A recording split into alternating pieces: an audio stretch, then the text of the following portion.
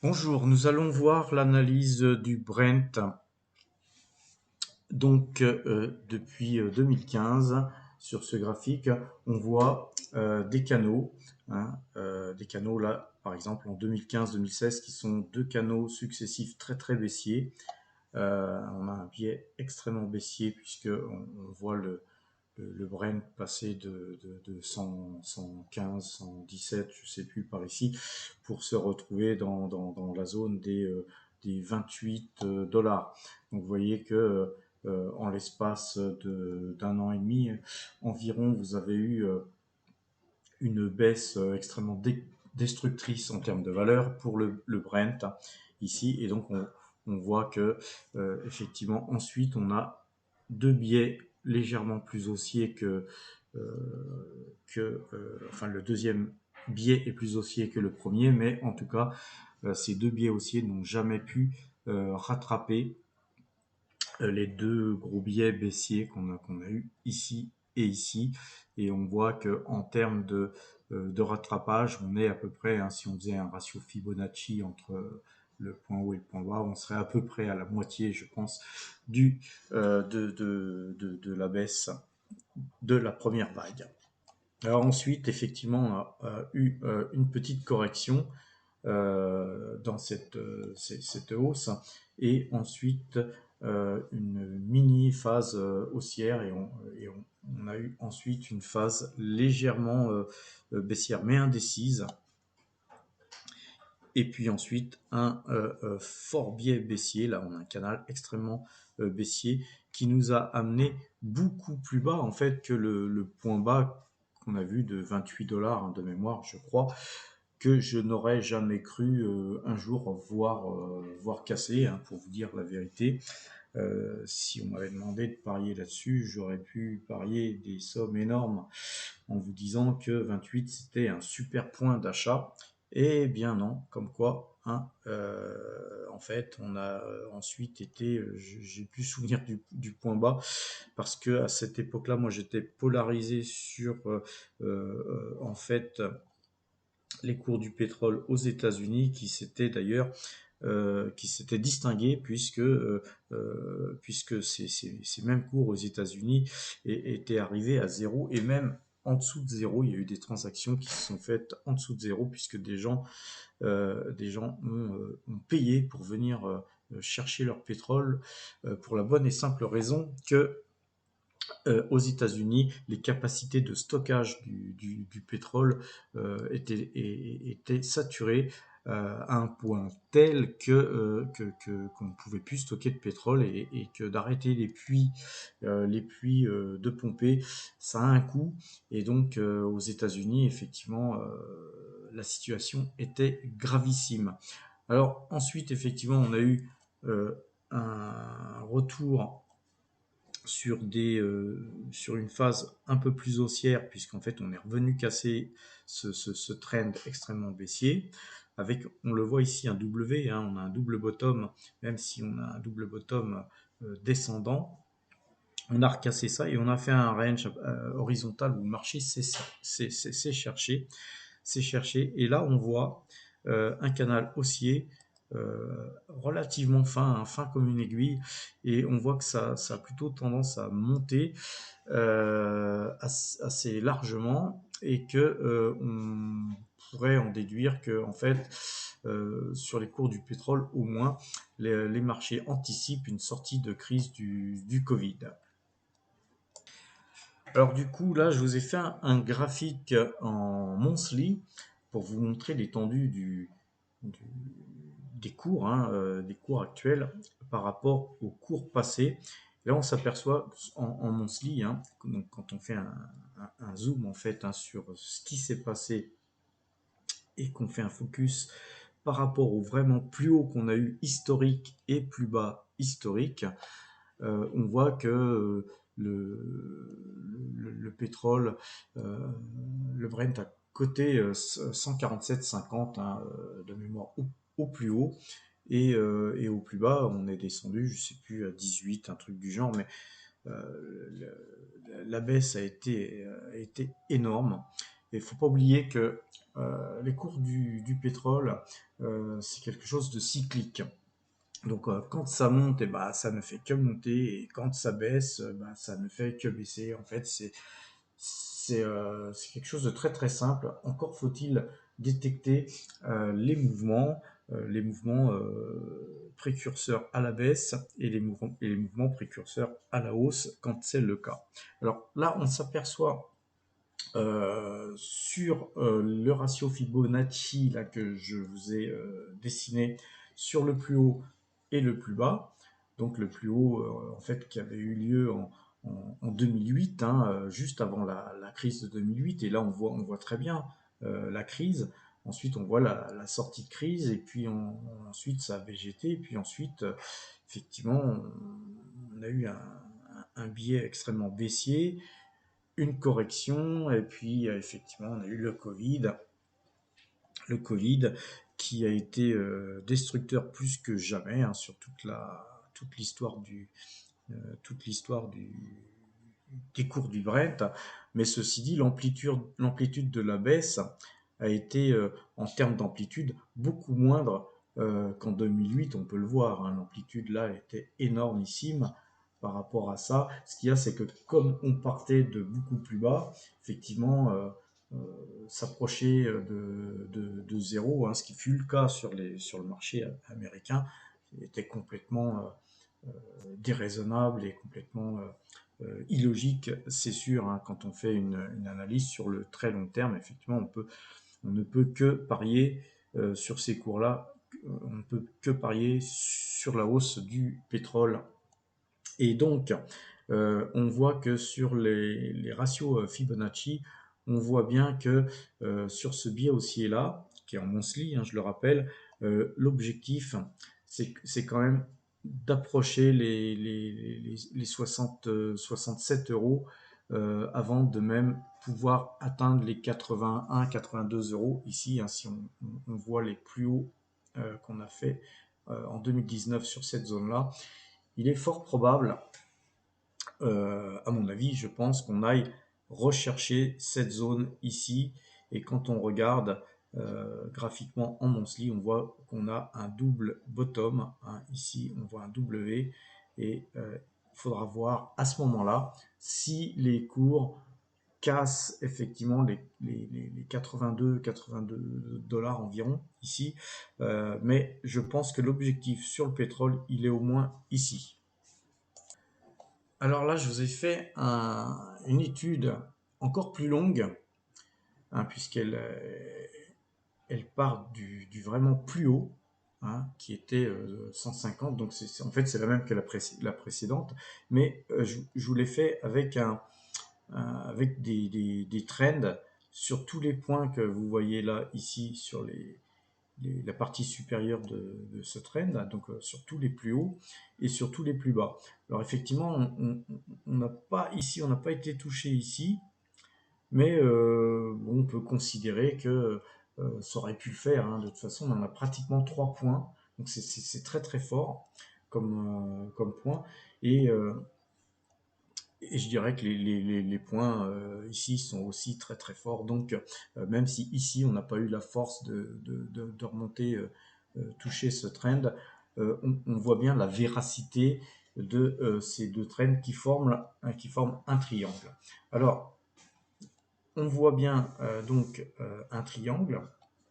Je pense qu'on va osciller dans ce triangle un certain temps, mais la possibilité de sortie de crise de Covid nous fait anticiper la formation d'un W. On voit ici bien un W, un double bottom. Là, vous avez deux bottoms. Et il est donc, comme je le disais précédemment dans le précédent graphe, il est fort probable qu'on aille ici toucher la zone Fibonacci et revoir certainement ces plus hauts ou quasi plus hauts. Et si tel était le cas, en fait, on sortirait du triangle. Et en sortant du triangle, ce serait un super objectif haussier.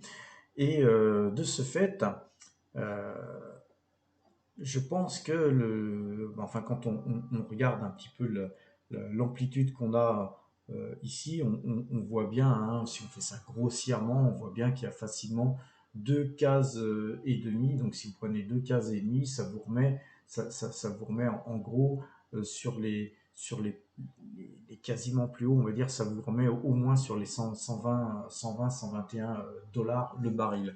Donc, il est quasiment certain que si on sortait de la crise du Covid, il y aurait une, une envolée des cours du pétrole, dû au redémarrage des compagnies aériennes, etc., etc. Alors tout ça m'amène à vous parler des sociétés pétrolières.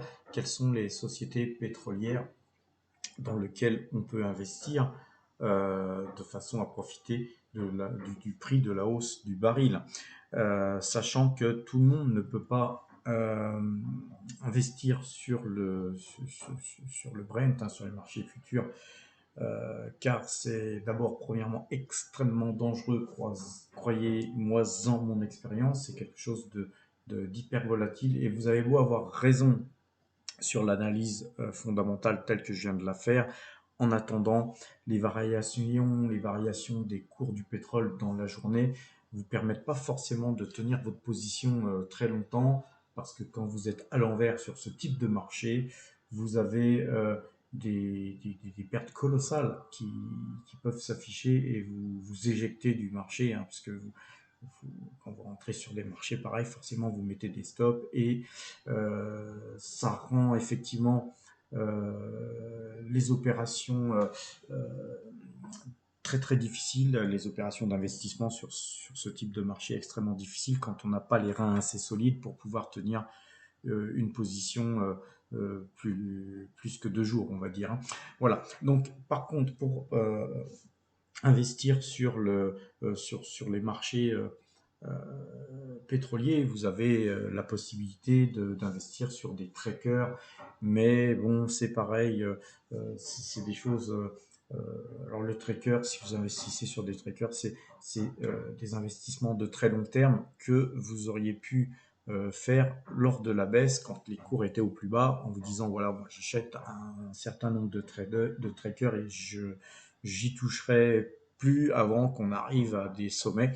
Et effectivement, dans ces cas-là, vous pouvez bénéficier d'une très forte hausse, parce qu'effectivement, quand les cours du pétrole sont très très bas et puis dans une panique baissière, les, euh, les market makers, hein, sur les trackers et autres produits dérivés vous empêchent de sortir, ou vous font rentrer à des prix qui ne sont pas raisonnables. Et donc le souci, c'est les fourchettes, hein, sur ce type de marché, que je ne conseille pas en période pareille. Et reste donc les actions, effectivement, pour ceux qui me suivent depuis assez longtemps. Vous savez que, par exemple, dans toute la baisse du pétrole, moi j'ai privilégié Total, qui effectivement a bien remonté depuis, mais qui se comporte pas si bien que ça depuis un certain temps par rapport à l'envolée des cours du pétrole. Et on va y revenir. Mais j'aimerais vous citer un peu une petite liste de produits, de sociétés qui peuvent avoir un- un impact assez important sur les cours, vu les produits qu'ils distribuent. Vous avez Apache Corporation, d'abord, après Total, que moi j'affectionne assez particulièrement. Je viens de faire un petit aller-retour récemment dessus. Alors j'en suis sorti d'abord parce qu'elle avait fait un gros mouvement haussier, et que une petite correction s'imposait avant, un pullback s'imposait avant de repartir. Mais surtout, c'est que j'avais besoin de liquidité, encore une fois, pour acheter du Taiwan Semiconductor, pour ne pas la citer. Et donc, j'étais partagé entre garder mes Apaches et augmenter ma pose sur Taiwan Semiconductor, mais la raison l'a peut-être emporté. J'ai préféré me reporter sur une valeur plus solide, on va dire, que Apache, parce que Apache, c'est quand même une société qui n'est pas si saine que ça en termes en termes de solidité. Vous avez BP Midstream Partner, vous avez Rubis qui, alors elle, est un peu particulière parce qu'elle est en contre-courant. C'est-à-dire quand les cours du pétrole montent, ça la désavantage un petit peu puisque elle stocke du pétrole pour le redistribuer. Donc Rubis, c'est une valeur pétrolière en elle-même, mais qui est plutôt dans la distribution. Donc elle n'a pas forcément les mêmes courants erratiques que le pétrole. Vous avez Phillips 66, qui est une très très bonne société aussi. Vous avez Shell, Midstream Partner. Vous avez Enbridge, très très belle société aussi. Vous avez Calumet, que j'aime bien aussi, parce que, et pourquoi j'aime bien ces sociétés comme Apache et Calumet, notamment, d'abord parce que j'ai gagné beaucoup d'argent avec elles en fait, quand on a des valeurs qui nous ont fait gagner de l'argent, on va dire, c'est les grands amours qui font que vous revenez toujours un petit peu vers elle de temps en temps, parce que c'est effectivement mieux vaut aller vers des sociétés qui vous ont fait gagner de l'argent. C'est peut-être une preuve que vous les connaissez bien, bien mieux que les autres. Et surtout, pourquoi? Parce que en fait, Apache et Calumet, comme d'ailleurs Oasis Midstream Partner, sont des sociétés qui ont euh, en fait un effet levier pratiquement par rapport au cours du pétrole. C'est-à-dire que quand les cours du pétrole montent, eh bien ces sociétés-là montent d'autant plus que des sociétés type Total et autres qui sont très très grosses et très très solides. Et vous avez donc aussi Conoco Philips qui est une très belle société aussi. Donc voilà sur les types les sociétés sur lesquelles moi je me reporte quand je suis sur le pétrole. Et par contre, effectivement, ma préférée, c'est Total. On va voir le graphique. Alors, le graphique nous montre bien que Total est bien sûr une valeur cyclique. Hein. On voit bien que dans le cycle baissier du Total, on voit bien que Total a morflé grave et que effectivement sur ce point bas, et moi, durant à peu près toute cette période où il y a eu un gap, là, moi, je n'ai cessé de vous dire, c'est une valeur que j'achète et tous les 1 euro, j'achetais. Je n'ai pas arrêté d'acheter cette valeur pour ne rebalancer que très peu de titres. Oui, parce que j'ai oublié de vous dire, j'ai un petit peu allégé dans cette baisse-là pour racheter un petit peu de titres très très légèrement en dessous en fait de cette période-là. Et donc, finalement, ne gagner que très peu, hein, mais d'avoir évité de souffrir énormément, bien que j'ai beaucoup souffert puisqu'il me restait des titres, hein, j'ai pas tout allégé. Et ensuite, j'ai reconseillé la valeur sur ces zones-là, effectivement, enfin, dans toute cette baisse-là, ici. Et là, moi, mes objectifs aujourd'hui, ils sont bien plus hauts parce qu'on voit ici un range, hein, je vais vous le dessiner. On voit bien ici un range.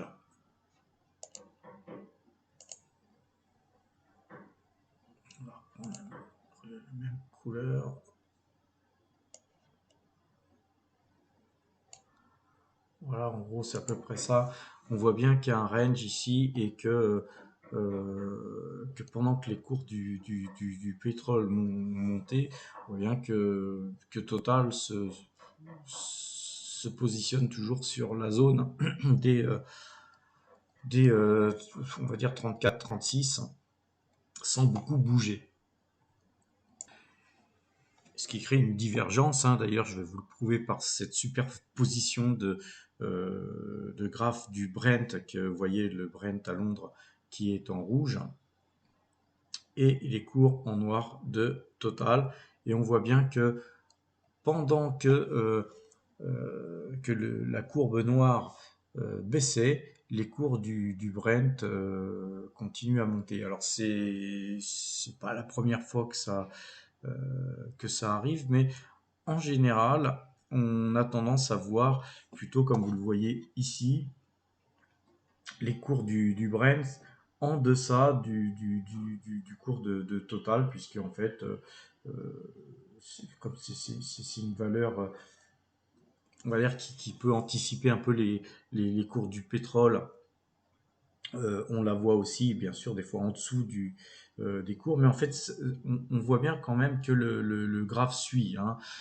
Et là, il y a une divergence où rarement on a vu un écart aussi important entre les cours du pétrole et les cours du Brent, enfin entre les cours du pétrole du Brent et les cours de Total, mis à part ici, et on a bien vu que finalement c'est le pétrole qui a rejoint les cours de Total, et donc ce sont des courbes qui sont en fait faites pour se rejoindre. Moi je parierais plutôt là, dans ce cas de figure, sur le fait que les cours de Total aillent rejoindre les cours du Brent, et cela pour plusieurs raisons. La première raison, c'est que effectivement Total est en train de prendre en plein un virage stratégique de la reconversion de la société progressive en multi-énergie. Et je la vois bien, moi je la vois prendre ce virage du côté électrique. Et le fait de prendre ce virage devrait être un effet levier plutôt que de l'avoir baissé. Je ne comprends pas trop pourquoi elle baisse actuellement, mais je pense qu'à un moment donné, les opérateurs, les investisseurs commenceront à se réintéresser à cette valeur qui a pas super bien performé ces derniers temps, mais il faut savoir s'armer de patience dans ce genre d'investissement. Et donc on va regarder le graphique d'Apache. Et pourquoi j'affectionne particulièrement cette valeur aussi, c'est parce que quand on regarde son plus haut, on était à plus de 100 $, l'action. C'est une action qu'on a retrouvée à 3,50 $, 3,60 $. Et aujourd'hui, vous la retrouvez à 17,48 $. Donc effectivement, elle est pas chère par rapport à ses plus hauts, donc il y a un potentiel de hausse beaucoup plus important sur Apache que sur Total. Par contre, le risque est beaucoup plus grand sur ce type de valeur. Donc, de temps en temps, un petit spiel sur cette valeur qui est extrêmement sensible au cours du pétrole et qui donne des mouvements très très impressionnants, donc vous permettent aisément de gagner beaucoup d'argent sur ce type de valeur. Euh, Par contre, avec une pondération de 1 à 2% de son capital, pas plus, hein, parce qu'effectivement, c'est quand même une valeur qui est dans un biais extrêmement baissier. Et donc, beaucoup plus risqué effectivement que Total. Donc voilà ce que j'allais dire sur Apache. Maintenant, je vais pas faire une analyse graphique sur toutes les valeurs précitées précédemment, parce que ça fait déjà plus de 20 minutes que je vous fais la vidéo. Je pense que vous serez euh, certainement capable vous-même de vous faire une idée sur toutes ces valeurs. Toutes ces valeurs sont très très bien, hein. Il n'y en a aucune sur laquelle j'aurais des choses négatives à dire, tant que les cours du pétrole sont en forte hausse. Ce sont des valeurs qui devraient s'apprécier. Maintenant, ma préférence, comme je vous l'ai dit depuis le début de cette vidéo et depuis pas mal de temps déjà, ma préférence va à Total. Total Energy, devrais-je dire aujourd'hui, puisqu'elle va être rebaptisée du fait que cette société va de plus en plus se tourner vers des énergies renouvelables, et sachant que les énergies renouvelables ont le vent en poupe, enfin, toutes les sociétés qui se mettent dans ce type de secteur font des scores relativement assez incroyables. Souvent d'ailleurs, elles ne le méritent pas. Mais effectivement, Total, là, pour le coup, est vraiment une société qui vraiment prend le virage des énergies renouvelables. Et donc, tôt ou tard, je pense que les gérants de fonds devront la mettre en portefeuille. Et c'est à ce moment-là où tous les gérants commenceront à l'apprécier et à la mettre en portefeuille, quand elle commencera à avoir une partie de son chiffre d'affaires inhérente aux énergies renouvelables, effectivement, les cours là monteront beaucoup plus et même exploseront peut-être, et ce sera peut-être là le moment de la vendre. Voilà, je vous souhaite un excellent week-end et à la semaine prochaine.